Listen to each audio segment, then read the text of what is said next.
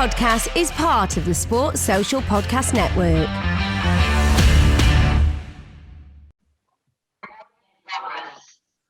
Hi, and welcome to 49 Unbeaten, the official Arsenal Babble podcast. We've got a summer special for you guys today. We're going to be talking about Arsenal transfers, we're going to be talking about England, and we're going to be predicting the Euros, and we're going to see if football really does come home. But we've got some guests on today. We've got Jack. How you doing, man? You good? Yeah, good, thanks. We've got Daniyal Khan, Arsenal presenter. You good, bro? Yeah, good, bro. Happy to be here. And Nnamdi, host of the Talk Your Talk podcast. How you doing, man? Yeah, man. Pleasure to be here. Thanks. Cheers for coming back on again, lads. So we're just going to start off with talking. We'll talk about Arsenal first, and then we'll move on to the Euros and what we've got to hopefully look forward to this summer.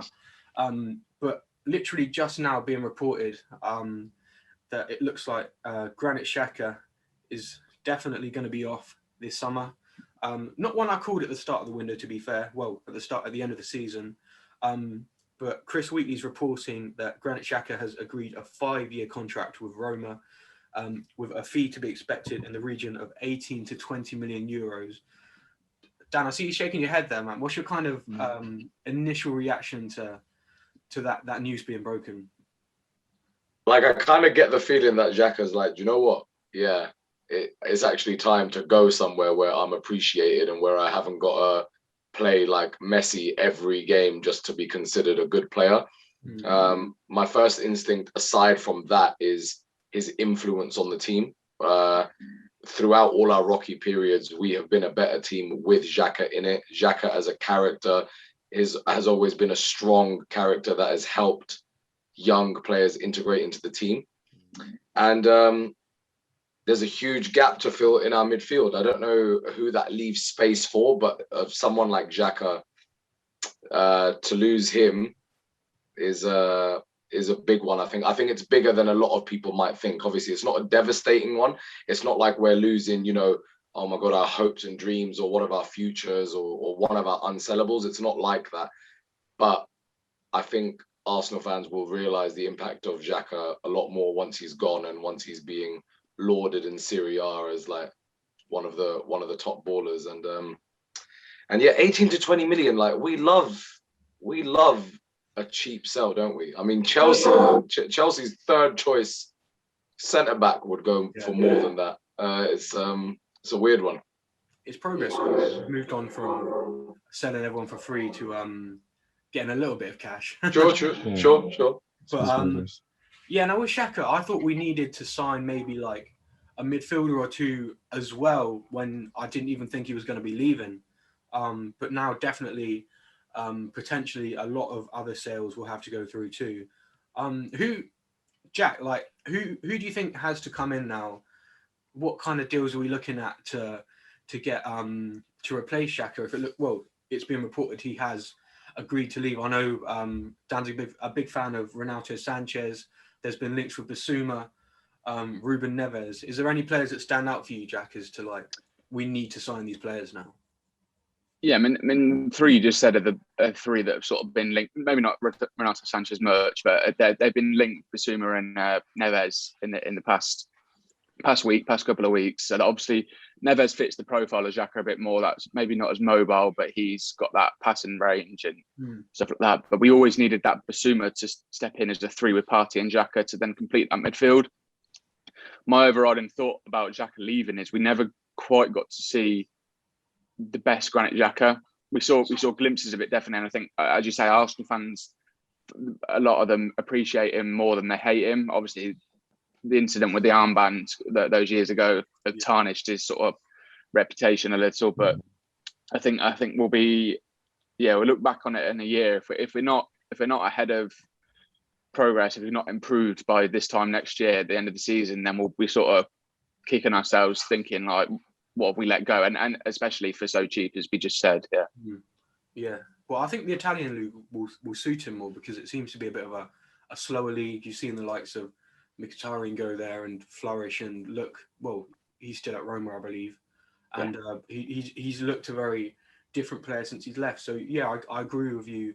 Well, Serie A, like this season anyway, and for the past couple of seasons, I think it's come away slightly from that reputation of being a slow league. What it is a lot more tactical and positional league. So certain players that thrive in arriving in the right positions at the time end up benefiting because they don't have to be in this all action, all pacey league that is the Premier League where anything goes. So strikers, all the strikers that go to Serie A say I've become a better striker. Midfielders have a lot more like positional benefits. So yeah, you're absolutely right. I think Xhaka will definitely benefit from it. And like I said, I'm tipping Xhaka to show a lot of people what they thought they'd and prove a lot of people wrong actually. On top of that, playing for Mourinho, Mourinho. As you see how Mourinho, just loved Matic back in the day. I think you're going to see a very similar relationship with him and Xhaka. Just a sort of player. We've always seen it when he's played. We've always said like he's like the manager on the pitch. I know he's got a mistake in him. He can be a hothead at times, but he's always been the calm, steady influence at the time. Move the ball, keep the game ticking. And if you got a player like that, in a league where you do get a bit more time on the ball, a bit more time to get your head up, pick a pass. Xhaka is one of the best passers in the league. So, yeah, I agree with Dan. I think he's going to have a great time at Roma. It's just a shame that it wasn't able to happen for him at Arsenal. You mentioned Matic there and Mourinho's relationship with some of these kind of style of midfielders. You've also had Højbjerg at Spurs when he was there. He massively had an influence on him. Yeah, Xhaka could just be the next chapter in Mourinho's kind of midfield boss. We've also had some other Nnamdi. We've also had some other players which have been linked with moves away. Bellerin has kind of got a bit quieter on that front. There's been links with Villarreal, Betis. Reports of some bids made from Villarreal to reunite him with Unai Emery. Willian as well. We found out that him buying that house in America wasn't related to a transfer. Who do you think could be some of the most high-profile departures at the club, and what's your reaction if we do lose the likes of Bellerin, Willian? I know not so much will anger any Arsenal fans, but what's your kind of reaction to those links with those players leaving as well? Personally, I mean, obviously, so obviously we just got to the start of the transfer window now. So this will be when the rumours will start coming up. You pick your favourite journalist and then you go from there, really. I've been listening to a lot of Charles Watts and that sort of thing. And just the feel around the club, it feels like is that, I'm hoping last season was a wake-up call, was a realisation that the squad there's players there, but it's too thin. It's very lethargic and it needs a bit more. And if it was the Saka and Smith Rowe that provide a bit of a spark, we do need just a new system and new players to put in. So players, I'm not surprised to see players like Willian, we don't get into, but players like Bellerin and Xhaka who have been here for so long. It's not their fault why we are where we are, but to shake it up, I can understand why Bellerin could be looking to move on. I don't think even though he's one of my favourite players for our club, I don't think he's been the same since his injury. Lacazette as well. I know he's still a bit on a contract, seeing where his future is. I don't blame him as well. Also with Lacazette, I think it's a thing where, we've seen it with Ozil, we've seen it with Sanchez, Cazorla, we've seen it with all these players that we pay big money for, gets out there 30, 32s, and we're giving them contracts which they probably shouldn't have got. And we're just losing money. So if we're going to cut our losses and get some sort of return on Lacazette now, I wouldn't be against it. So yeah, Bellerin, Lacazette, Xhaka, I'm a bit more upset about. I agree with Dan that I think Xhaka is a player that, we've seen him when we don't have him in the team, we don't play as well as we should. Especially when it's not in midfield. We saw with his little stint at left back, it just wasn't. It just wasn't what he is. He's much better right at the center of the pitch, with a good holding midfielder next to him and dictating the play. So yeah, I'm not surprised to see certain players being linked with moves. I just hope we can get the right players in to replace them and move forward. I think we even played better as a team when he played at left back. Even just having him on the pitch was an added bonus. And I think it will be a massive loss, and we definitely need to replace him with 100%. Potentially two midfielders. Another couple of players here that we've got that aren't mentioned as much. Obviously, I hope a high-profile one's Bernd Leno as well, coming into the final stage of his contract and making it very public that it looks like he wants to leave the club. But a few other names that haven't been mentioned: Eddie Nketiah, Mohamed Elneny, and Callum Chambers, alongside Alex Lacazette, all coming into the final year of their contracts or thereabouts already. Dan, which of those players that I just mentioned do you think we need to cut our losses with, or do you think there's any that deserve that chance and we should be signing them down to maybe a short or long-term deal? For me, I think we've seen enough over a long period of time to kind of see that we're coming to the end of a cycle in terms of, if you look at a player like Callum Chambers, he's always been a prospect, and there's been glimpses where he comes in and he's feeling fresh and he attacks his position. So you get a bit excited and you go, oh, Callum can do a job. Yeah. But then if you ask yourself straight up, is Callum your answer? Are you comfortable having him as your first choice? I think more often than not, people would say, no, not really. I think he should go. Eddie, personally as well, Eddie's one of our guys. I was at the game against Red Star when he was in the Europa League, and we were actually, it was a 0-0 draw, but he came on in the last 10 minutes and the whole stadium was just going crazy over this guy. We were like backing him, almost kind of like how we're backing Saka and Emile Smith-Rowe now, like our proper star boy. But I don't think Eddie is the profile of striker that we're looking at in terms of our style of play. For me, he's a lot more of a poacher and a finisher from within the tight space of the penalty area. And I don't know if we have room or accommodation for a striker like that. I think we would benefit more from a striker that likes bringing the wide players into play and kind of feeding off of them, almost like a pivot. So Callum, Eddie, Mohamed Elneny, obviously we like him, and without saying too much, he's a wicked guy, and he's not really done anything wrong. Every time he's come on, he's done a really active job. But we need to decide as Arsenal, are we happy being at this level where we have players like that, or do we want bigger things for ourselves? And if we want bigger things for ourselves, we have to do better than a midfielder that is almost best known for his work ethic. Do you see what I mean? Yeah. As in, it's one thing having a work ethic, but if your work ethic is your shining quality, then that's not a great sign. You look at someone like N'Golo Kante, we all talk about his work ethic, but if you actually look past that for a second, he is actually an out-and-out world-class baller. Like his touch, his passing, his positioning, the way he arrives on the ball.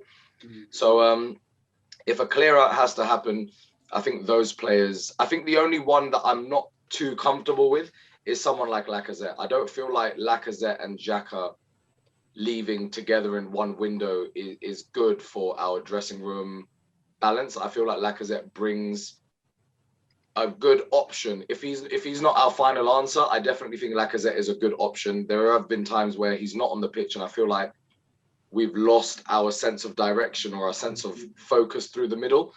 And he came up clutch a few times this season, and there was a few moments where I kept saying no one else in our team could have done that. So for example, the goal against Brighton, I don't feel like there's anyone else on the pitch that would have took that touch, trapped that ball and finished it like that. So I think Lacazette's done enough to earn another contract, but we do need an upgrade on our firepower for sure. But I think it'd be foolish to just sell on 3 or 4 seniors in one go, because that can have a detrimental impact on a young changing room, I think. We've had this argument with Lacazette this whole season, where, well, it's kind of been a debate where we've chatted about it on the podcast, but does like Lacazette make the team play better? Like, where Aubameyang's clearly our most lethal striker, but in my opinion, Lacazette makes us play better as a team, and his hold-up play and the way, like you said, he brings the wide players into the game. He just brings a lot. He helps the ball move up the pitch, and in my opinion, a game like Chelsea when we played them at Stamford Bridge would have been perfect for him rather than Aubameyang, because we didn't have much possession. We were quite like stuck back in our own half, and something like that he can give you, like a very, like you said, a very different player. I think is definitely something we need this to keep hold of going into next season. Just quickly, lads, the Real Madrid loan, Odegaard and Ceballos, overriding kind of feeling on them. Ceballos going back, was that the right decision? And Odegaard, would you keep him for another season? Jack, Nnamdi, that like what's your kind of brief kind of Yeah, feeling on that? I'd say Ceballos was the right decision. I just don't think he showed enough, and I think that's pretty obvious to all Arsenal fans and obviously fans of other clubs. He didn't good player, obviously. Otherwise, he wouldn't be at Madrid, but he wasn't doing it consistently to be starting and having a good impact.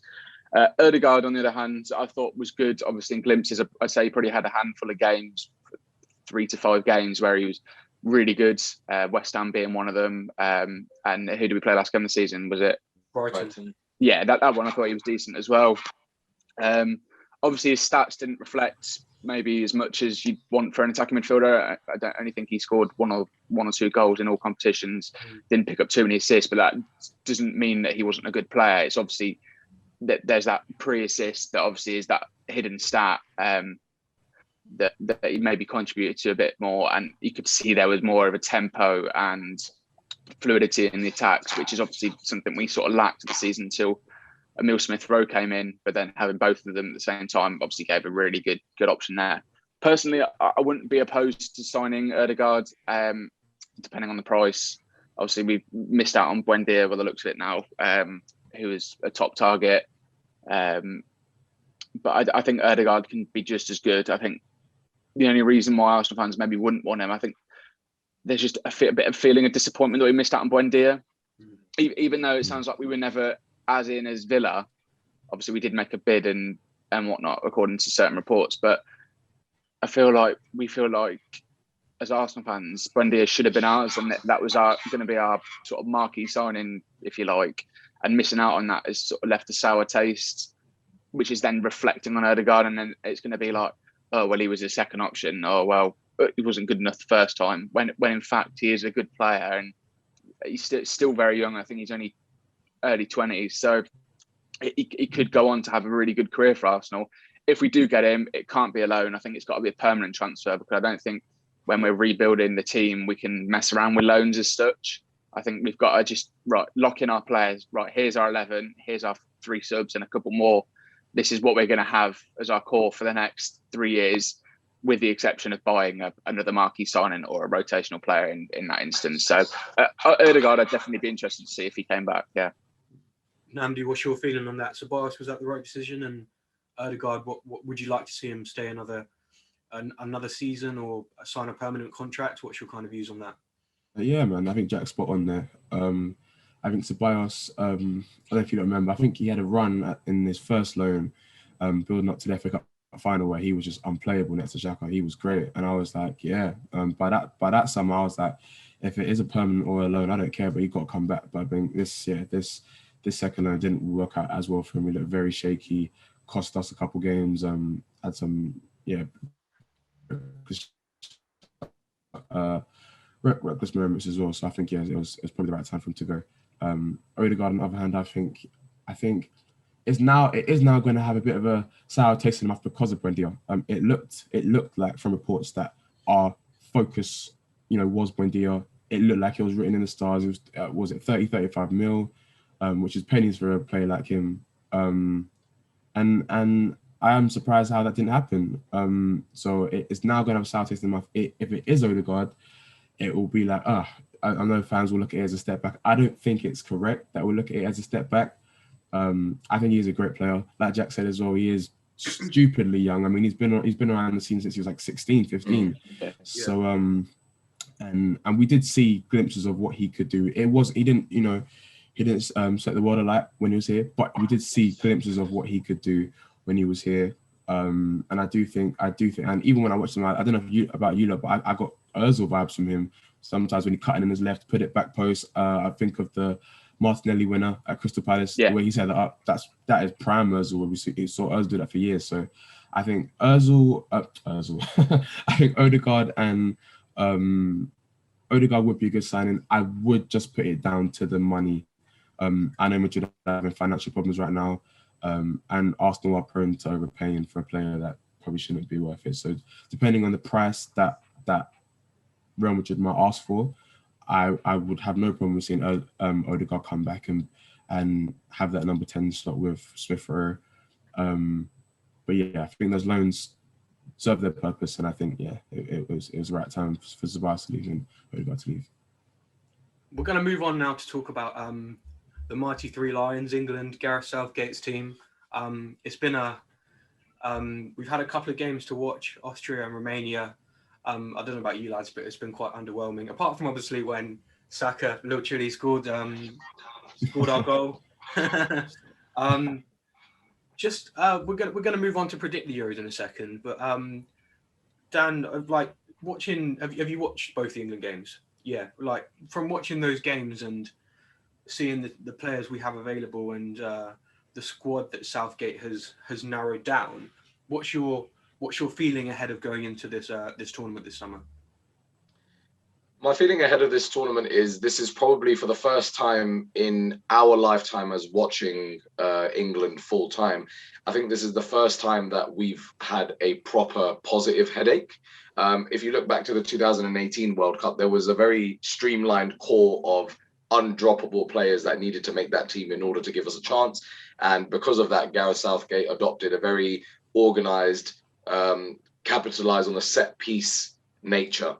Now, 2/3 short years later, we've gone from that team to all of a sudden, because of the amount of players that we have, we could actually play like 3 different systems in the tournament. Yeah. You know, we could play 3-4-3, we could play with a back 5, we could play like a 4-3-3, we could play a 4-2-3-1, just because of the styles of fullbacks we have, the types of midfielders, the attacking options up front. Mm-hmm. So in terms of excitement and in terms of that Gaza mania spirit that keeps like creeping into us, I really feel like it's all set up for people like Jack Grealish, for people like Phil Foden, for people like Jadon Sancho to just really show their stuff at a major tournament. Because I think you'll all agree, we've come from a generation where you watch top class elite English players absolutely tear it up in the Prem, but then when it comes to Euros or major tournaments, there's almost like an identity crisis. Like, are we world class, or can we strut our stuff at this level, or is that only for the Germans, the Italians, the Spanish, the Brazilians? Mm-hmm. So I'm really looking forward to it. I didn't read too much into the 2 games because I just don't feel like, how can you possibly be up for a game like that when you know it's just a warm up to a major tournament? I think we'll find out a lot about these players when the tournament actually kicks off. And one thing to bear your mind on as well is obviously the format, which came into effect at the last tournament, where the 4 best 3rd place teams will make it through. And I think in a group like ours, that gives us a great opportunity to find ourselves qualifying in the group, even if we don't set the group stage alight. So it's a good opportunity for us to catch our feet. It's a good opportunity for Gareth to play around with the team. And listen, man, I'm super excited, and I'm normally quite pragmatic about these things.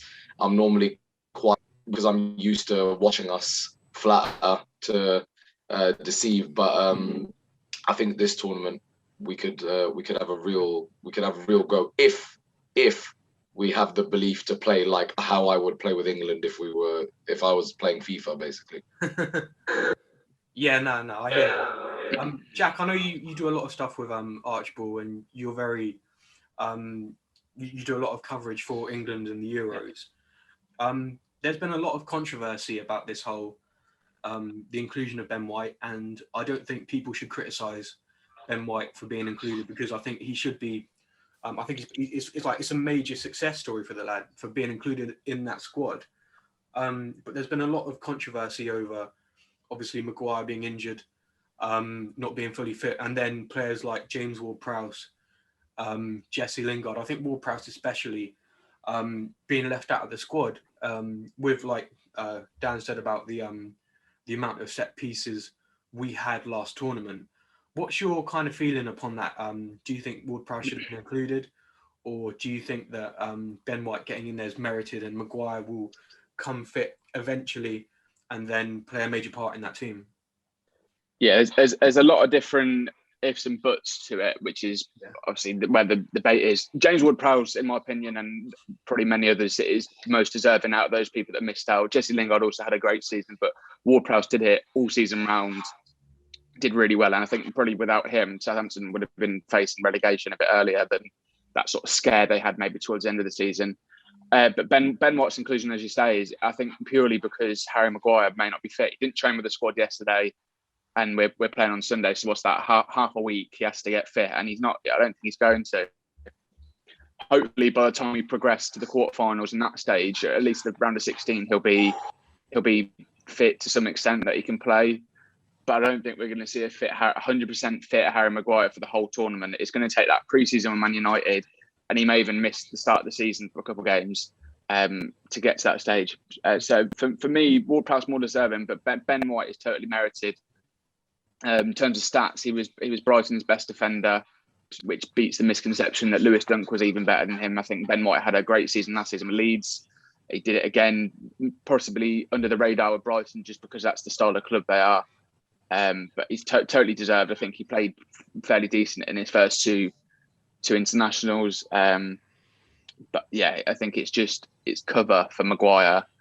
But it's also important to remember that he's not going to be, well, he potentially could start if he goes that way, but it's likely that he could also be the 26th man in the squad. And in football, you can only play 11 with 5 substitutes at this tournament. So it's going to be 10 players that probably don't play at all. Definitely about 7 that don't play at all. And Ben White could be part of the category. So I don't think it's anything to panic over. Ben White's a great player. If he steps in, I think he'll give his all. I think he's got that mentality that he's great for the opportunity and he'll give his all. So I think it's well done to him. Yeah. Well, we're going to move on now to, I know we're a little bit tight for time here, so we're going to move on to predicting Euro 2021 or Euro 2020 as it's all being branded. Yeah. So just give us 1 second. I'm just going to share my screen. Okay, lads, can you all see me here? Yeah. Cool. Okay. So can you all see the screen as well? Yes. Yeah. Yeah. Okay, so I've got you all at the top here. We've got the screen here. We've got all the groups, all the teams, and we're going to predict the format and the outcomes of the tournament. So we're going to jump straight into it. So if we do so, I'll kind of regulate, and you guys give your opinions on who will finish in each position, and then because we've got 3, whichever side has 2 votes to 1, or if we have an overwhelming favourite, we'll go for. So Group A, if you guys just kind of give me as briefly as possible who you feel is gonna who do you think is gonna win the group? So we'll start with Jack. Who do you think is gonna win the group? Italy for me. I think they've been labelled underdogs, but I saw a tweet the other day that they shouldn't be labelled underdogs because they've got loads of talent. A lot of them just won the Serie A with Inter Milan. Yeah. Ciro Immobile up front, obviously a great striker. Roberto Mancini's won a lot at Man City. So I think to keep it brief, Italy will finish top. Nnamdi, you going with that as well? Yeah, no arguments there. I think also saw a stat that they've gone 26 matches unbeaten as well, which has really gone under the radar. So yeah, they're a good team, and yeah, they're definitely going to be the win that group for me. Dan? Well, I'm down 2-1 now, so I guess I have to go with it. But for me personally, I think Turkey are going to surprise a lot of people in this tournament. Okay. They've got a generation coming through that are really strutting their stuff. They've got a good identity. Their manager, I've forgotten his name, but I think this is like the 3rd time. It just seems like he just goes and takes a break and then takes over from them. But he's well experienced with managing this team. I think Turkey are going to be a surprise, and I think Italy will finish 2nd. Okay, so we're going to go with Italy here as winning the group. Does anyone have any? We'll go through everyone again. So obviously, Dan's gone with Turkey finishing 2nd. Nnamdi, what's your opinion on who's going to finish 2nd in the group? Oh, You've got the Welsh, you've got the Turkish, or you've got Granit Xhaka's Switzerland. I agree. I do agree with Dan. I do think Turkey are a good team. Whether I would put them, yeah, you stuck me in it here, bro. I'm gonna go for Turkey. I'll put Turkey 2nd. And I'll put Turkey 2nd, and I think Bale and our boy Ramsey will finish 3rd. Okay, Jack. Yeah, I think before we go any further, it's really important to note that obviously it's tournament football and anything could go any direction. Like Immobile could get injured in the first 20 minutes of the first game, and Italy could finish bottom. Like, it's just one of those things that obviously when you predict football could happen. Yeah, Turkey are really good as well. I think they are the true underdogs. They've got Soyuncu, Demiral, Yilmaz has just won Ligue 1 as well, and they've got Çalhanoğlu, AC Milan, who had a decent season. There's loads of really good players in there, and it's definitely a team to watch. So I'd go with them second. I think also Group A is actually a really difficult group to predict. I think it's got a really good balance of groups. Switzerland are always that just sturdy team that, you know, will give you a tough game, but will probably get knocked out in the round of 16. And Wales, the 2016 semi-finalists for the 2016 Euros. If I had to predict, I really couldn't call that last two. So I'm happy to leave it down to the boys, whichever way they go. Nnamdi, take it away, bro.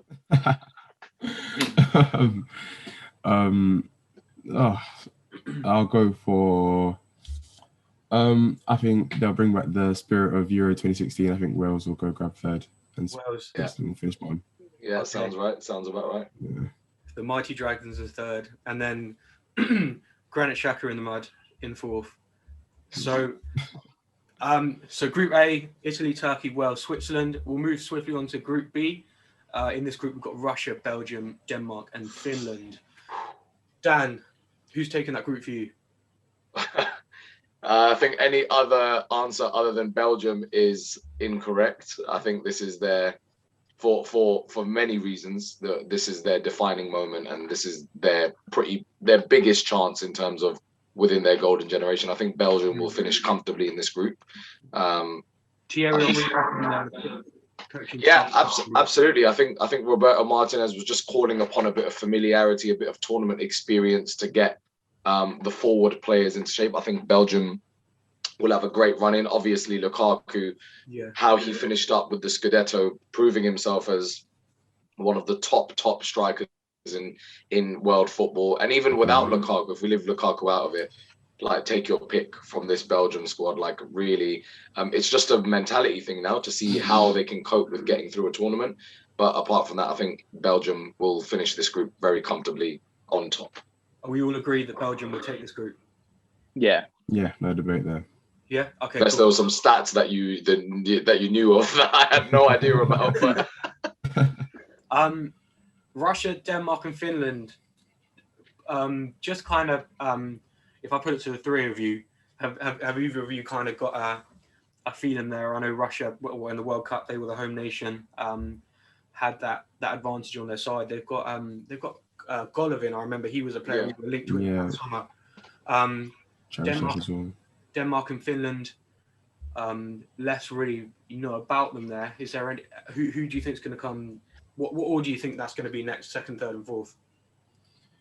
So, sorry, go on, Nnamdi. Go for it. Oh yeah, I was going to say I would have gone for Denmark in second, Russia in third, Finland bottom. I would have gone for. Be lying if I said I knew too much about their teams. I did watch one Denmark qualifier game, which, like I said, you can't really take too much from. But from what I saw, they look quite good. So I would have gone Denmark second and Russia third. Any objection to that at all from anyone? Sorry, I don't know if you've Jack, have you got any thoughts on that? No, I'd agree. Denmark, Russia, Finland. I can't say no too much, but from just the headline names, Eriksson, Schmeichel, Delaney from Dortmund, I'd say that's just the order it goes in. Absolutely. Obviously, they've got Andres Christensen as well, who's had a great time. Vestergaard is in their team as well. Martin Braithwaite, I know he's not like an absolute star, but I mean, he is a Barcelona forward. So we have to take that into account. For me personally, the only thing I would change there is I think Russia are going to have a horrible time at this tournament. They had a great time in Moscow, of course, and part of that was some questionable play by the Spanish. Some of that was great heart from them and the hometown thing, but Russia in a bad way in terms of the availability of senior players, their experience, and just overall, it's not been one of those things where they've used 2018 as a springboard to capitalize. It's been it's a troubling time for Russian football. So I think Finland might be the surprising one. I don't think they're going to be one of the best third place teams, but I think Finland would finish third in that if I was a betting man. Okay. Group C, we've got the Netherlands, we've got Ukraine, Austria, And I had to look this up. We've got North Macedonia as well. That's what that other team is. Goran Pandev and his Macedonian army. I think, for me personally, I think the Netherlands would take this group. Do we have any objections to that at all? I haven't got an objection, but I would say that I think they get the group by default. I don't know if you've watched too much of the Dutch national team, but they are not very good. Absolutely. De Boer is not a great manager. And with the squad they have, they should really be doing better. And I know a lot of their games that they've had recently, they've really just limped through, or it's been down to Depay or someone to bail them out. So yeah, I do think they win the group just because it's not, the greatest group there, but I think they'll struggle in the tournament. Okay, so I agree. However, though, I would say that I feel like Netherlands is going to be one of the shock flops of the tournament. Okay. I really do. I feel like you've hit it on the head in terms of their flatness. And when you think about a Dutch team, you're thinking about all the individual players they have, the flair. But there's a lot of dead weight around that team that flattens Holland's style of play. Van Dijk being injured, severe doubt is like, it would be a miracle for him to even make one of the games. I don't think that's going to happen. And personally, I feel like Austria have got a good team identity, good experience in these situations. I think Austria are a good competitor for that top spot with Netherlands.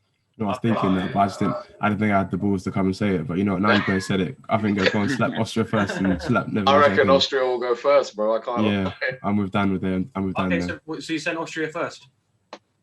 Yeah. If you think about, David Alaba, you've got Marko Arnautovic, who like just his presence is an important one. Marcel Sabitzer. I mean, you can't really Dragovic. I mean, they've got players that have been there and done that, and and Lazaro as well up top. I didn't even know he was Austrian, but I mean, extreme pace up there. I think Austria will do this one, and I think Netherlands will limp through this group. Okay. And then just kind of quick fire, Jack, Ukraine or North Macedonia to take the third spot? I'll go Ukraine and then North Macedonia. So Ukraine could be one of those best third place teams. Just I can't, apart from Zinchenko and there's a few. There's that the Atlanta midfield. I can't pronounce his name, but just one of those teams that are built off spirit, and they may not be the most technically gifted, but just their spirit and etc. will carry them through. They'll just be more hungry than maybe a Netherlands team that are caught lacking. So go Ukraine third and then North Macedonia to finish off bottom. Everyone agree with that? Yeah. Okay, cool. Okay, moving into moving into Group D. This is where it starts to get a bit interesting. Scotland, England, Croatia, and Czech Republic. Nnamdi, is football coming home? How's this group gonna? You know what? I'm gonna let the bias take over this one. Yeah, we're top in the group. We're top of the group. I think we'll dust off the cobwebs in the World Cup. Get one over in Croatia, and I think England will top the group, and Croatia will come second. Any objections there at all? England taking it? No, I'd say that. Like, don't be surprised if we lose the first group game. Worryingly, I saw a stat: we've never won our opening Euros group game. I heard that on TalkSport the other day, and that is like mental. Hopefully, we can reverse that. The only reason I say we potentially lose, I don't think Croatia are as good as people let on, and then they're definitely not the same team as 2018. Yeah.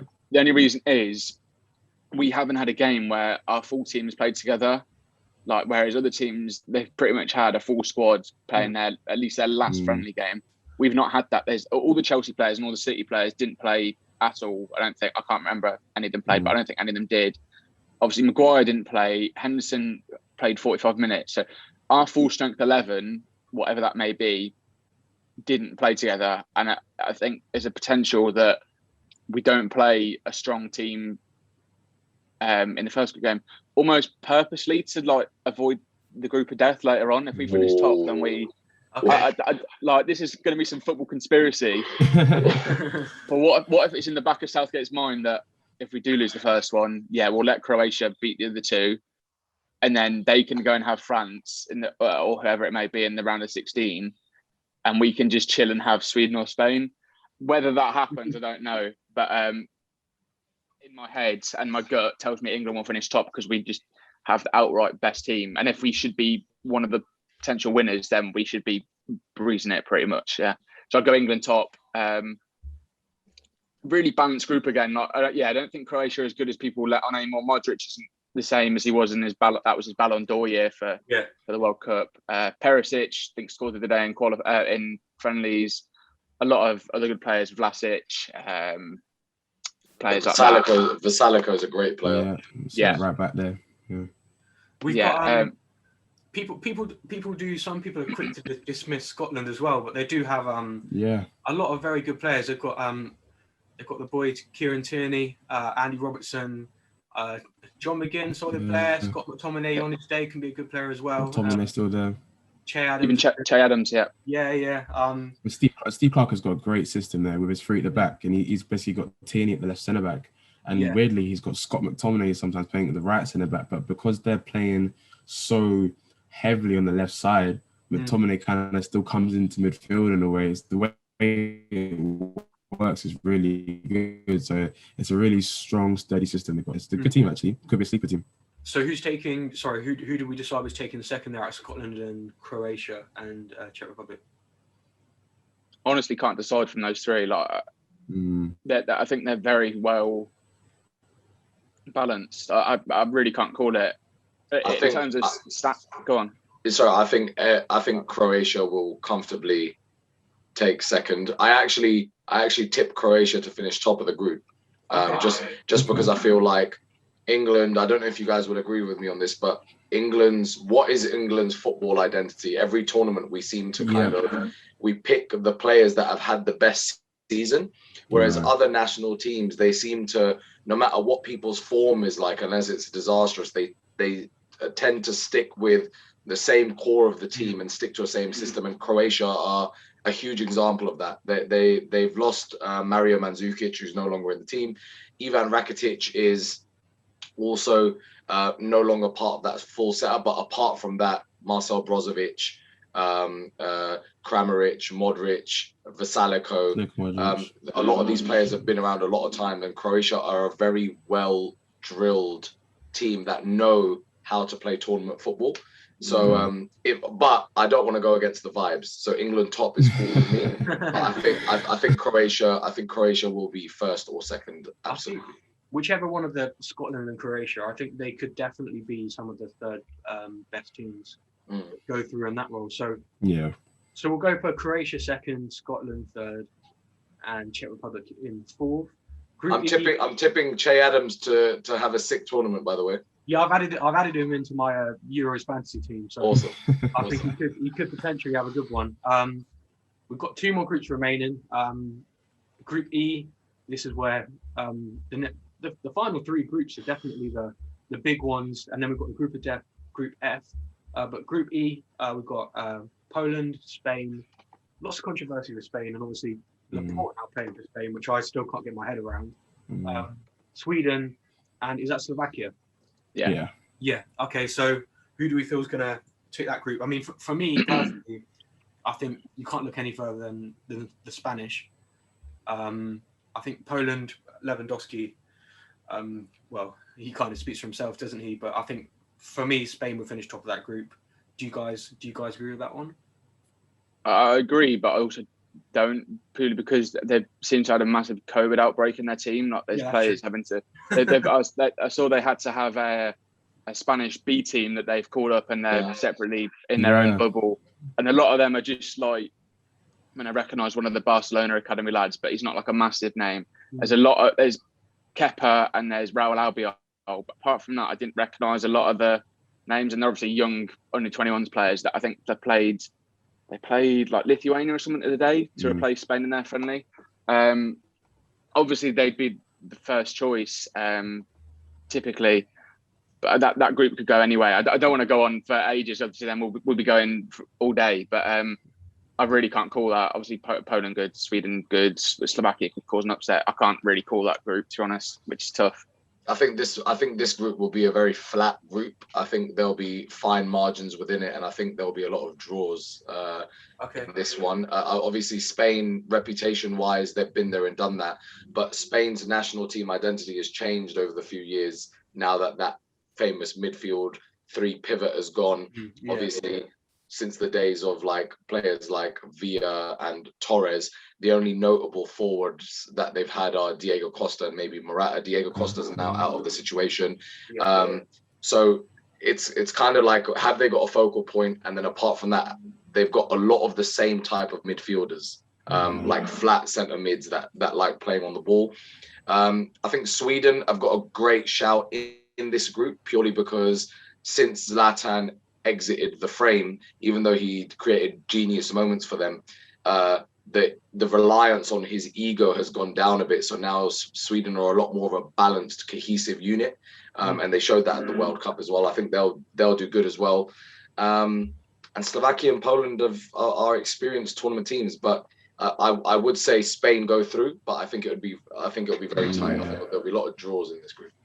I agree with Dan. I think I think flat group is the best way to put it. I do think with Spain, it is a thing where obviously we judge them on the Spanish teams that we've grown up on of the past. One thing I will say about this Spanish team is obviously compared to the ones of the past that which are just dominated with star names, this one is very. I mean, Luis Enrique was very controversial with his selections, and obviously Sergio Ramos somehow didn't get the call up for this team, which I just do not understand. And like I said, like Dan said about that, Laporte as well. I think it's not the Spanish team that we know of from a decade ago. I think they will still get the job done just because I don't think the opposition is that challenging too much. I do think a Lewandowski-led Poland will get second, but I think Spain will top the group with Sweden in third and Slovakia bottom. If we do it with the mindset of Spain will have their first choice team throughout this, rather than obviously that it could be whatever happens with the COVID outbreak. Wasn't it Busquets tested positive first? I think so, yeah. Yeah. So definitely one of them. So sorry, we're going for Spain to top the group? Spain, yeah. Yeah. And then who do we agree for second? I know Dan said there's a shout for Sweden in there. But I've got Poland in second. Poland? Yeah. Yeah, cannot go either way. Sweden have got Isaac up front, the Real Sociedad striker that I think has been linked to us sort of briefly in the past couple of days. And it's Kulusevski, the Juventus winger. Yeah. Definitely building the younger squad. Lindelof, there's another centre half that I forgot the name of now, but they can definitely do it. Poland, to me, apart from Lewandowski and Zielinski, I can't really name too many players. I feel like they're very sort of top heavy. Like they've got those 2 players, and then it's an all right squad. Like I couldn't name you outstanding fullbacks anymore. Like it's past the days of Piszczek. Obviously, probably Szczesny in goal, so that could maybe be a bonus to them. So I'll go Poland and Sweden. Yeah. Okay. And then the group of death, before we move on to the knockout stage: Portugal, France, Germany, Hungary. If England finish top of the group, I believe we will play the runners up, so this is Group F is the group we play, I believe, if we get through to the knockout stages, which fingers crossed we do. I don't think you can go any further than Hungary finishing top of this group. I mean that would be one of the upsets of the tournament for sure. But I mean, wow, where do you start? Germany started to build a decent little team again. The resurgence since a couple of years kind of dropping off a little bit. The French, wow, they won the World Cup.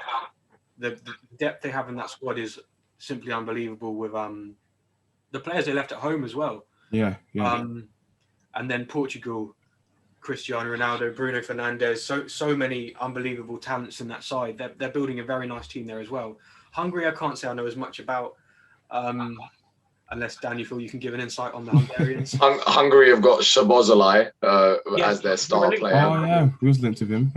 So he's their star player. I actually saw Hungary play England at Wembley many years ago, but I can't say too many of those players are probably still in this team. Obviously, for Hungary, this is a great opportunity to kind of make history because there's no pressure on them. So taking points off of any of these players, I think it might end up being the Portugal, France, and Germany games, the margins might be so tight that it might actually end up being Hungary that decides the fate of the other three teams in some way. I think Germany are going to be third, no doubt in my mind. Joachim Löw is obviously coming to the end of his term with Germany. Hansi Flick has decided that he's going to be the manager, and the general consensus around a lot of Germany fans and fans of the national team is that Hansi Flick's time was done 3 years ago, and he's kind of overstayed his welcome. And what he's done is, after dropping so many key figures from the team, he then, instead of pushing through with the younger generation, he like backtracked and brought all of them back again. Yeah.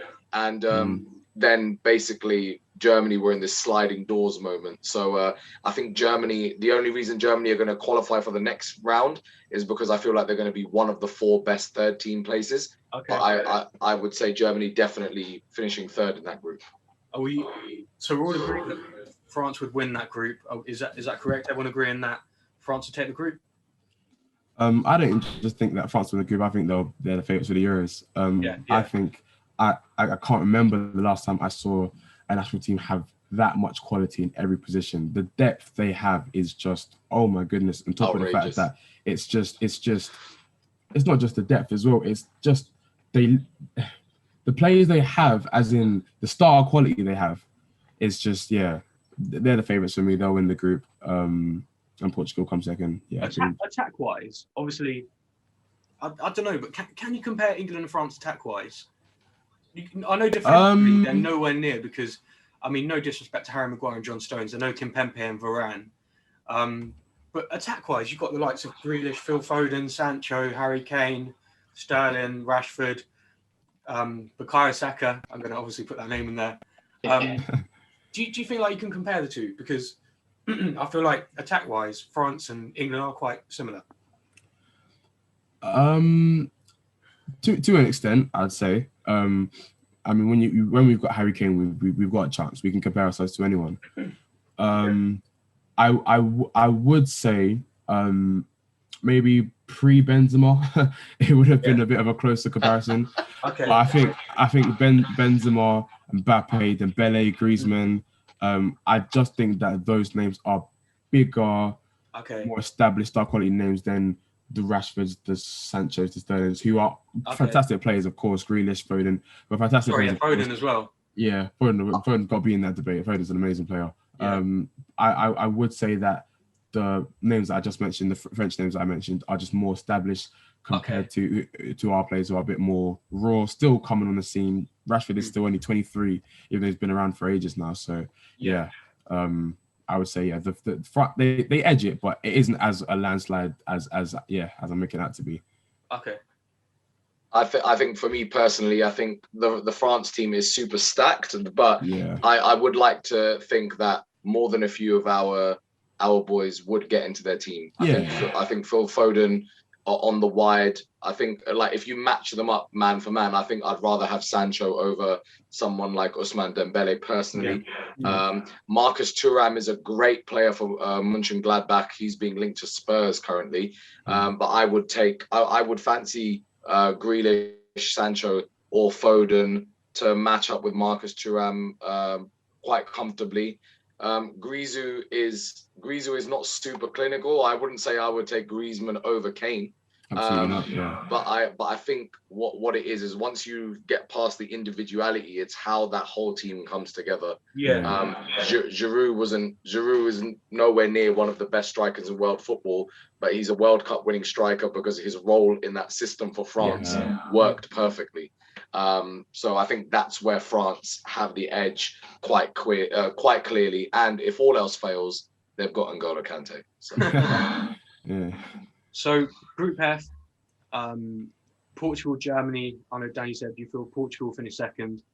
Nnamdi, Jack, Portugal second or Germany second or Hungary? But I mean, I'd go Portugal. I think it's really important to note that Hungary finished top of their Euro 2016 group, the group which Portugal were in, who were the eventual winners. Yes, great point. And this is before Szoboszlai and whoever else they may have now. This is Adam Salazar, however you pronounce his name up front, and the keeper or the tracky bottoms in goal. Yeah. That's that team. Great They only point. finished top with, I think it was 5 points. So I think they probably beat one team and then drew the other two. Portugal drew all 3 games in that group and they won the tournament. That shows you how unpredictable tournament football is. Not saying that Hungary are going to then top these 3 teams that are 3 of the top teams in the tournament, but it's just an interesting thing to know. Also, Benzema was injured the other night in their friendly. I don't know what extent that injury is, whether that's going to keep him out the whole thing. But then, as you say, Giroud came in and he scored 2 goals, 2 really good goals in that game. So it's that like for like. It's not the same quality as Benzema, but he also is at the same time because he just fits in that system nicely. So, I go Portugal, Germany, Hungary, but it could go anyway. Okay. Yeah, definitely. Jack I would personally back Germany to. I don't know. I just think that I'd back Germany to finish second in that group. I think that this is a fresh start for Timo Werner to potentially Oh my word. It's interesting you say that. I'd potentially back Germany to finish bottom of that group, Hungary to finish third, just because of how. Wow. Okay. It could just like as you say, Germany may well lose to France and Portugal, and then obviously there is so much pressure on a win versus Hungary to maybe be the 3rd best team. But then they could just draw it, and Hungary could nick another point off Portugal, and they'd have 2, and Germany would have 1. Like it could just go that way for me. My point wasn't just Timo Werner, by the way. I was going to say you've also got Kai Havertz, who's just come off the back of winning the Champions League as well with Werner. Toni Kroos in that midfield. I think Kroos is still an incredible midfielder, and they do have a lot of depth. Joshua Kimmich, Manuel Neuer. I know there was so much drama with the World Cup, and obviously was it Japan they went out to? Yeah. In that final game, which was a crazy game. South Korea. South Korea, yeah. Sorry, my bad. It really could go anyway. And if Germany finds some form, I would back them to potentially do well in the tournament. But we're now going to move on to the 4 best 3rd place teams. We've got a choice of Wales, Russia, Ukraine, Scotland, Sweden, and Germany. Who do we feel are the Nnamdi? I'll start with you here, bro.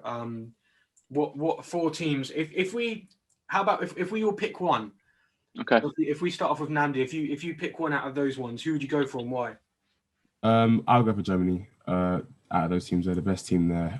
Like you just said about with obviously they've come through a bit of a blip. I do think that the like Dan said, I do think the Yogi Low, we know that he's done after this tournament. I do think that'll play a part, whether it will help them raise their game or make them down tools, knowing that Hansi Flick's coming in the summer. I don't know, but yeah, I think Germany will be the best 3rd place team. Jack, who are you going to go for out of the remaining teams there? Just first of all, it's important to consider that it's not the 4 best teams out of these; it's in their group. So, like, obviously, Germany are better than all those teams, but they may not be the 3rd best. In terms of points. I think we were saying Scotland earlier, but I'm half Scottish myself. I'm going to go Scotland as a best 3rd place team. As we said, they've got a lot of Premier League talent now, like Robertson, considered the best left back in the world. Tierney, a very good left back. We all know that. McTominay's had a great season for United. McGinn, not so much this season, but last season even was really good. And Che Adams as well coming through, as well as the Celtic talent and other sort of Premier League and Championship players. They all play in one of the England's top 2 leagues, so they've definitely got a lot of quality in there. And there's no pressure on them. So and something super important to note as well is that Scotland, obviously the Tartan Army, this is a once in a generation thing for an entire country, and these guys are going to be playing in Glasgow. Like if ever there was a 12th man in this tournament, the Scottish fan base will be even if they're not in the stadium, they will line the streets, and every Scotland game will feel like a final. And I think that is absolutely going to carry them through the group stages. And you hit the nail on the head there when you said Germany might be the best team, but 2 of their 3 games in that group are games that could be the final or the semi-final. They're huge games, very difficult opposition. I think Scotland are going to have fun in the group stages. And I think along with Turkey, Scotland are going to be one of those teams that define the tournament and people remember them through the tournament. So I'm backing Scotland to be the best.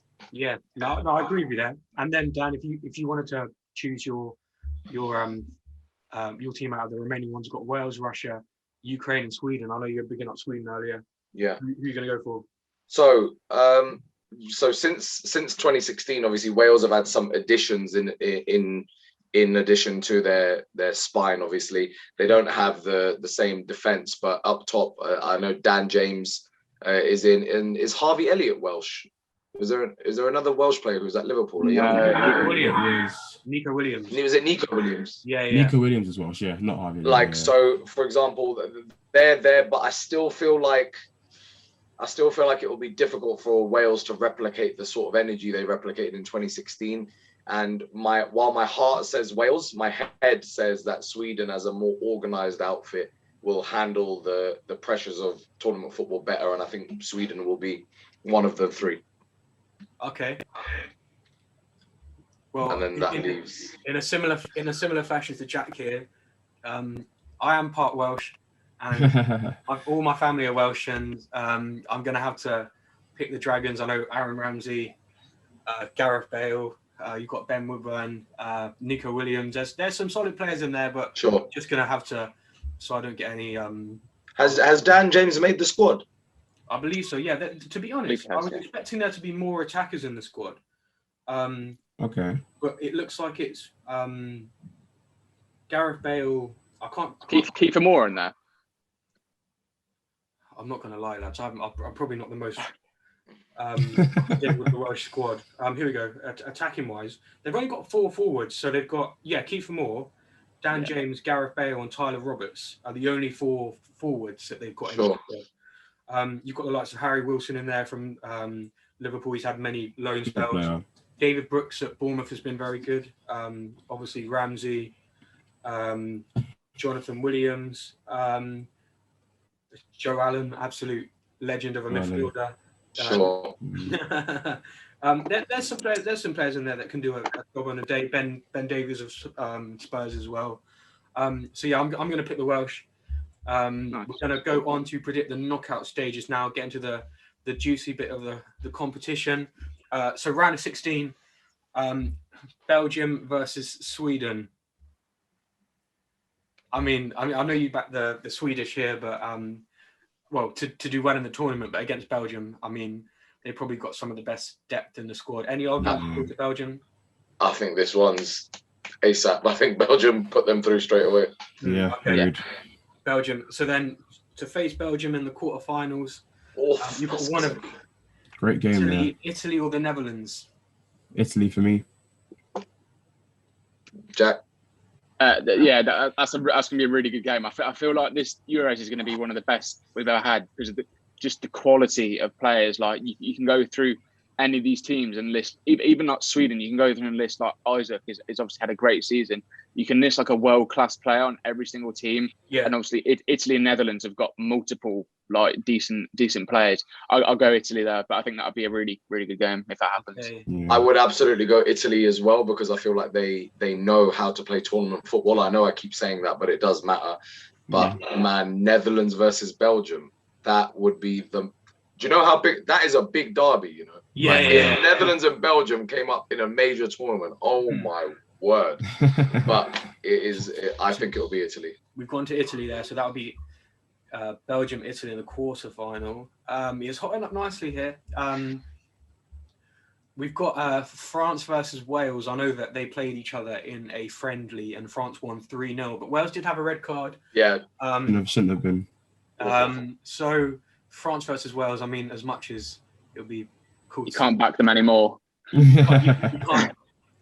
Euro 2016, it would be an even bigger story. I know the Welsh beat Belgium. Or was it Hal Robson-Kanu with the Cruyff turn? Oh, yeah. What a goal. What a moment that was. France versus Wales, I mean, it's got to be France, isn't it? Yeah. Croatia versus Poland. Modric and co, I think again, like we're forgetting, like these guys did the business in 2018 World Cup finalists. And I think they've still got it. I think Modric and Brozovic have still got it. Perisic has still got it. I think Croatia will dispatch Poland comfortably. Okay. Everyone agreed? Yep. Yeah, Croatia's team is just more well-rounded, I'd say. But obviously, Lewandowski's the best player in that tie if that takes place. But but it's just, I think Croatia's squad and experience will help them through. Sure. Okay. It's getting There are some tasty ones coming up here. We've got the Spanish versus the Scottish. Wait, if I click this, I believe it tells me where the game will be taking place. So this one would take place at Hampden Park in Glasgow. Oh, That's my big. That's Do you know- big. Do you know That what? is crazy. Listen, because you just said that, Yeah, I'm go going on. Scotland. Sorry. Go on. Yeah, 100%. I'm glad going you Scotland. said that. I probably would have said Scotland before you've said it where it was, but now you said that, I'm 100%. I don't see why not. I do not see why not. I don't think Spain have the firepower. I think Scotland have a good, solid defensive system. Yeah, Scotland to go and nick it in Glasgow. Wow. Okay. Yeah, I'll go with that. Oh my goodness. I might I'm have just to. Yeah, sorry. Go on, Jack. I just think, I'm struggling to list too many players off the top of my head. I'd have to say, Andy Robertson could well be the best player in that game as well, like in terms of stature. Like obviously Laporte. I'm trying to think of the Spanish midfielders who are missing out because I know there'll be someone, but obviously their attackers aren't as good. I mean, in the Spain national team, I mean, they have got like players like, for example, Pau Torres, who's had an incredible season. Obviously, they've got Thiago Alcantara, who's a bit of a baller. But I think Gerard Moreno is someone that we've forgotten about as well. He's had an incredible season, 30 goals in all competitions, a Europa League winner, a lethal goal in the final. Yeah, and but I still think the Tartan Army. I think this is going to be, this is going to be a moment where Glasgow's lit up. Imagine the scenes if they can. I mean, fingers crossed, we'll have like full stadiums at this point. I know that the vaccine rollout in the UK is going very successfully, and it will hopefully get to the stage where we can have full stadiums or close to capacity. But just imagine the scenes in Hampden Park in Glasgow. If Scotland knocked out Spain, that would be incredible. So we're going to go for Scotland here. You want to know? We know one thing I've just noticed as well. I'll stand up a sec. I've got. If you can see that. Let's go. Got them on. Just realised that, but yeah. Kieran Tierney, 89th minute winner. Send Scotland. Oh my god! If that happens, that'd be insane. I'm going to make use of the feature now, which I didn't realise I could do before, but where you can see where the game's going to take place. So the next one, England versus Portugal, Harry Kane versus Ronaldo. This fixture is the defining fixture in for our generation. This is the most haunting fixture in tournament football. England versus Portugal. My word. Take place at Wembley as well. Do we go? Are we going in the heart, or are we going by head? Where are we going, boys?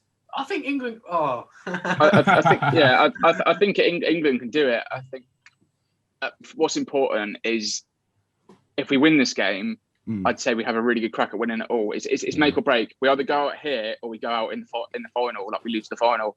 I'd say if we win that game, then the players will know, right, we've got that big team out the way. Like we've got one of the favourites out the way. Why can't we do it all? So I think we win that. We win it all. Maybe. I'm going to do everyone a favour. Football's coming home, lads. There you go. Oh my god, that fixture! If we get, my god! Listen, as if it was in the group stage, that's big enough. If it happens in the knockout stage, I'm telling you, this country is gonna like swallow itself. It's gonna be like. Look how excited we're getting over just a tournament predictor. Imagine when it starts. I don't know how I'm going to contain myself. Imagine people that have, like Jack, that will have English and Scottish people in their family. Oh, Jack is going to have. That's Jack. Jack's family is going to be in disarray. Jack's household on that day is going to be. We'll move on to the final two round of 16 games. We have got Austria, Germany. That would take place in Budapest, in the Puskas Arena. Austria, Germany. Who are we feeling here, lads? Germany. Yeah, purely because it's a knockout game. I'd say Germany. Yeah. Okay. And then Turkey, Denmark. Turkey, the surprise package of the Euros. Turkey. Yeah, harder Turkey. Okay. I'll go Turkey. Yeah. This one would take place in Amsterdam. Yeah, the Turkish love Amsterdam. Okay. Okay, we're gonna move up to the top again. We've got really is crunch time now. I know you do this a lot in your Arsenal videos, Dan. It gets to the stage now where it's business time. We've got an odd number, so we don't need the VAR official. The pressure is just all on you this time, mate. So no pressure. Belgium, Italy. This game would take place in Munich. who we feeling here? It's like you said, the Italians could be a very high performing team in this tournament. Belgium, just crazy side. This could be an amazing game if it happens. So who in this one? That's tough. I'd say tough. that a lot of Belgium's tournament depends on whether De Bruyne's fit for like that. I don't think he is fit for the first game or two, but like if he's all right by this point, then it'll be fine. I think the big difference between 2018 when they get to the semi. Where did they get in the World Cup? Semis. I think they finished third. Yeah, and they had semis in Euro 2016 as well. Obviously, De Bruyne is a lot better since then, but it depends on his fitness. But Eden Hazard is a shadow of the player that he was. Exactly. Lukaku has obviously taken massive strides in his game, and he could easily lead Belgium. But obviously with Thorgan Hazard and other players, Tielemans, they've got definitely a better squad, but the defence is leaving a little to be desired. It depends on whether Hazard's firing and De Bruyne is fit enough. But I think I'm going to go with Italy here. Yeah. Yeah, I agree with Jack there. I think it does depend on De Bruyne's fitness, but it also really, really depends on which Hazard turns up. If it's going to be Hazard with a point to prove off the time he's had with Real Madrid, I'm not sure. And because of that, I'll probably say Italy edge it. I think a great game though. I think Hazard is swallowed up by the pressure of having to perform for Madrid, whereas in Belgium, I feel like he feels a lot more. Obviously, he feels at home, but he feels more wanted. He feels more loved, and he feels more respected as their golden boy. Yeah. So I would say in this team, I think Italy, although they are like Galacticos of international football, their heritage, their professionalism, their experience, I do feel like their back line is coming to that stage where this is their last tournament. Up top, apart from Immobile, you've got some good midfielders, but apart from that, on your wide options, there's not much happening. I feel personally on this occasion, if Belgium play their game, I don't think Italy have an answer for it. Or it could be one of those situations where Italy put on a national team defining defensive performance and navigate through the game. But for me, it would be Belgium. But obviously, it's 2-1, so I'm happy for. We've got a first split decision here. So Italy. For me personally, I think Thierry Henry coaching Lukaku, that combination could be incredible. And Lukaku, if he can find any kind of form that Thierry Henry once had, then he could be one of the best in this tournament to go through. I would have probably said Belgium, but based off the fact that I'm just hosting here and I don't want to get in any fights, we're going to go for Italy. Wow. France versus Croatia. World Cup final. Yeah, repeat of the World Cup final. Yeah. On this occasion, I do not think, like, France are the favourites. I don't think that this is going to be the fixture that scuppers them. Yeah. I think this will be a situation for them. Yeah, I think France go through here. France advancing here. Clean sweep, yeah. To the semi-final. I think there's only one person that can answer the next one. Over to you, Jack. Wait, one second. There's a key thing we need to look at here. Okay, where is this game being played? I believe it's in Rome. Rome. Yeah. Rome. Yeah. No. If England go through top, only game they don't play at Wembley is this one in Rome. This quarterfinal game. I'd like, God knows why, but could this be where the English slip up? It's a good game, and obviously spirits are going to be up for like both teams, and it's going to be a really fierce like game of football. Yeah. But like aside from my loyalties to both countries, I'd have to say England will win that one. We could get a massive upset there, and Scotland could just be really stubborn for 90 minutes and nick one from a corner or something. Like it could happen, but based on team versus team, I'd say Scotland have had their time by this point. They've exceeded all expectations. Yeah, and England will go through this one, I'd say. Yeah, I don't think England can risk losing this game, because it will be like, if we thought Iceland was going to be a bad reaction, this will be 10 times worse. This will be the end. This will be the end. Gareth Southgate would have to have some of the craziest security if he lost that game. So we're going to go for England. Yeah. Football is well and truly coming home. Yeah. Oh, Germany versus Turkey. This is a big one, you know. This one's kind of crazy. It's taken. Why? But do you know what? It's probably just as well, because obviously in Germany, like the one of the biggest and most prominent migrant communities are the Turkish and German. Turkish and Germans have a lot of links. You've got people like İlkay Gundogan, you've got Mesut Ozil, you've got Emre Can. A lot of Turkish Germans. That's going to be a huge game. If that goes down, that's going to be a huge game. I can't lie. I'm back in Turkey. You're back in Turkey? I'm back in Turkey. You know, I feel like I haven't made enough brave calls today. I'm going to go for Turkey as well. Yeah, just for the vibes. Just for the Turkey as well. I feel like this game want to be one of the games where, like, obviously it won't be full capacity, but it'll be one of those ones where, like, the fans have got the flares and it's all kicking off outside, and it's just going to be like proper tournament football vibe. Like, it's going to be really good. I agree with you. Turkey could be that underdog, and they could do a sort of a Wales of pass where they get to the semi-final being sort of an underdog. As it's only the predictor, I'm definitely going for Turkey. But in this situation, I can just very much see it happening where Turkey and Germany go at each other. Turkey keep taking the lead and Germany keep clawing it back, or vice versa. And then in the end, like, I don't know, like one mistake or one last chance where Germany just pip it. But in the predictor stage, listen, Turkey all the way. This is shaping up nicely. We've got to the semi-finals here. We've got to the semi-finals. Italy versus France. This game is taking place at Wembley Stadium in London. Wow. What a game. Italy. Wow.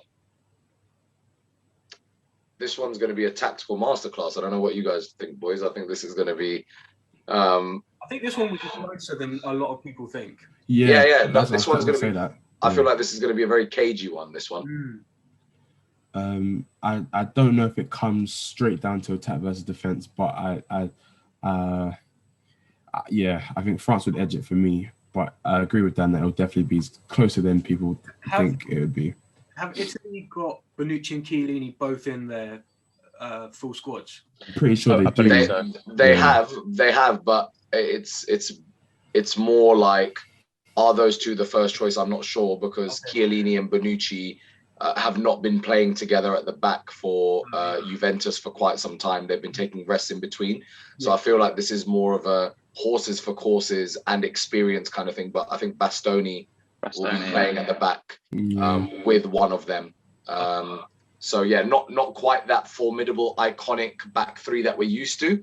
But still, it's in Italian identity to know how to defend like no one else. So But are we going for France here? I think so. I'd go with France. I think so. France, yeah. Yeah, it's Italy probably be at the end of their tether by that point. I'd say they've had a good run, but with that aging defence, potentially this will be where they slip up. Sure. So we can see where this is going. And I mean, you've got to put France in there. I think, like you said, they're the favourites of the tournament. We're going to the other semi-final, England versus Turkey, Wembley again. You'd hope there'd be a full stadium this time. I know you said you backed Turkey to have a good tournament, but is at this point where their luck runs out and their good form runs out? Do England go through to the final, Dan? Yeah, again, England-Turkey is a huge game. In North London, it's Green Lanes is a huge Turkish community. That'll be insane. But yes, I feel like in this kind of higher pressure situation, Turkey will go at it with nothing to lose, but I think quality will just show in the finer details. And hopefully, if players like Grealish and Foden and all that, they excuse my French, but they have the balls to like actually strut their stuff, and play the game and not the occasion, I think they'll do enough to get past Turkey. I agree. Sorry, go on, Nnamdi. Oh yeah, no, I was just saying. I think it's a thing where, to what Jack was saying before with Scotland coming up against England, I think it gets to a point where, you know, tournament football is a lot. It's a lot of football in a short period of time. And when Jack said about how Scotland would have had their moment against Spain by that point, I think Turkey's moment would have been against Germany. And even though I do think they're a really good team, I don't think they've got enough to come and go past Germany and also go past us as well. So yeah, I'd put us through to the final for this one, especially at Wembley. Jack, do you think that, like, obviously England are going to be coming? They've been renowned for over the years for bottling big games. Like, well, you can't say Iceland was a big game, but you look back to the World Cup, bottling it against Croatia, and just not really turning up on the big stage. Do you think some of the players like Phil Foden, John Stones, just some of the Manchester City players in particular, will have a point to prove ahead of this game because they couldn't do it in the Champions League final? Do you think this will be like where they're going to be, this is my time to prove a point now? Yeah, I think that, but I also think that the core of England players that played in the World Cup and lost out to Croatia, they're so not desperate, but they're so ready to change their fortunes around. Yeah. I was watching the documentary that Gary Neville did with Harry Maguire on Sky Sports, and Maguire says he couldn't watch the Croatia game back, and he doesn't want to hear anything about it because it pains him so much, and that the rest of the lads have that same feeling.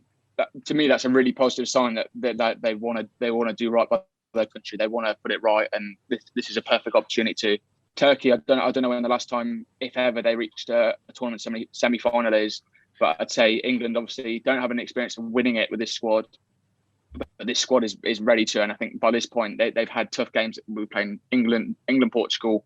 That's a really tough game. I think by the time we get to Turkey, they'd want to win. And players like Foden and Grealish, who are new to it and haven't played tournament football, I feel like it doesn't matter with them because they're players that are just they're the mavericks of the team, and they're just so fearless that it's not gonna phase them. Obviously, Foden's played in the Champions League final now. Grealish has got that Gaza mentality where I'll take the game by the scruff of the neck and I'll carry us through if I have to. And then on top of that, with players Stones, Walker, Kane, Maguire, hopefully if he's back by that point, Pickford, we're gonna take it and we're gonna give it our all. So I think they'll be prepped by that point. So we're going for England to progress to the Euros final. Wow. Which will take place at Wembley Stadium again. France versus England. Oh my goodness. What a game. Lads, is football coming home?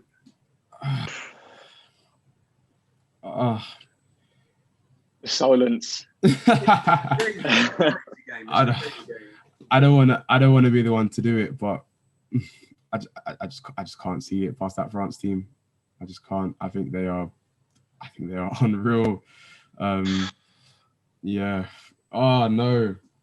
I think unfortunately, like when you're following a country, you're so obsessed with their journey that you forget that other countries are going through their journey as well. Yeah. And I think France have arrived at that perfect full circle moment. They've done it before where they won the World Cup, and then they won the Euros.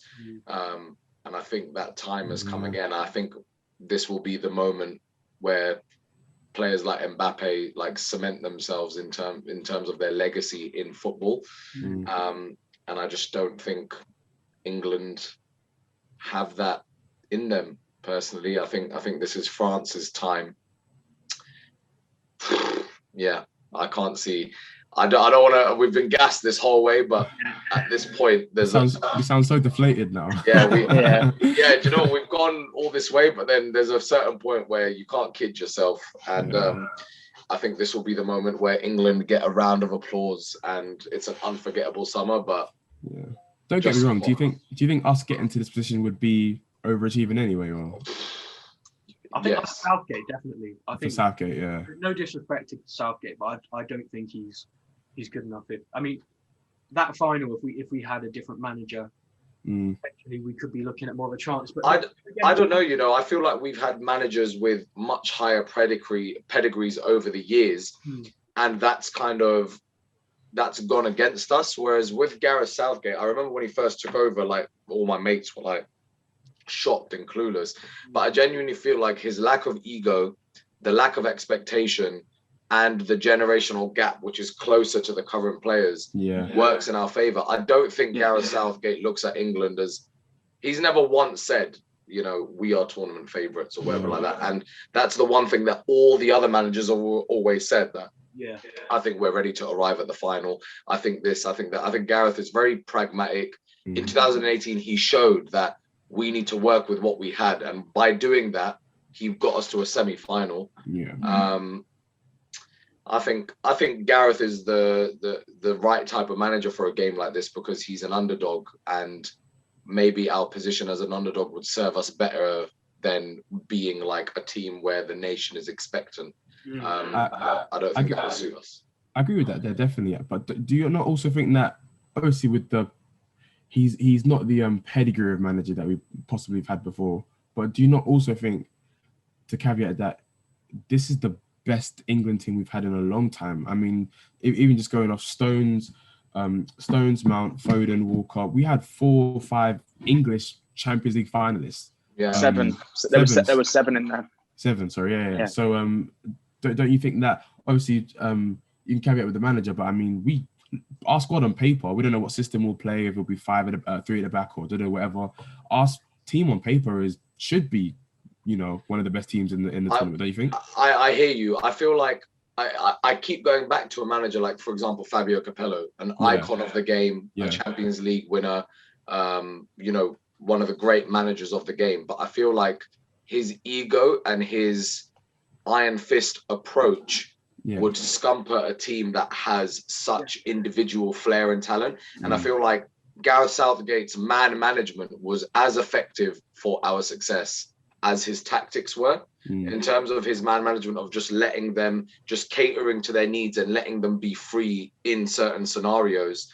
I think is important. I think the fact that he let them meet their families a day before going into camp was amazing. That's something that a big manager would be like, no, we must focus and we must like give our lives and no phone calls and no this and no that. I think it's a different generation. And I personally think that when you've got a team this good, make them feel comfortable, make them feel good, and just give them the space to just go and do their thing on the pitch. That's my opinion on it. Yeah. You've talked a lot on, I don't know if you lads have seen, but there's been a lot of talk in some of the videos and press conferences about like the team bonding and socializing, and saying, he said about how because of the lack of COVID restrictions, he's been able to, like, everyone's been able to sit outside and kind of eat together and just kind of spend more time together. And they do seem to have a very well kind of bonded group. And I think he's very much counting on that to get them through to as far as the tournament as possible. So just to kind of wrap up this predictor, we'll predict France because it's a predictor. That's who we think will win. And on paper, they're the better team. But on the day, I think England, it depends what England show up, but they could very much have a chance at winning. So we're gonna go France there. If I come out of this, lads, we will just, let me go. So I'll stop screen sharing. Here we go. Okay, so we predicted it there. We will we'll have lots more content coming out over the Euros, everything. Cheers for joining us, lads. I know that was a long one. Appreciate your time. We've gone for France to win, but England to get to the final. Is football going to come home? We'll see. Leave a comment below. Make sure to like, subscribe. Check out everyone in the description. We'll leave links to the podcast and social medias below. But we will catch you in another episode soon. And hopefully we can have some signings to talk about for Arsenal. And some Bukayo Saka cameos in the England side as well. So cheers for watching, guys, and we'll catch you later. Find more great shows or join the team at sport-social.co.uk.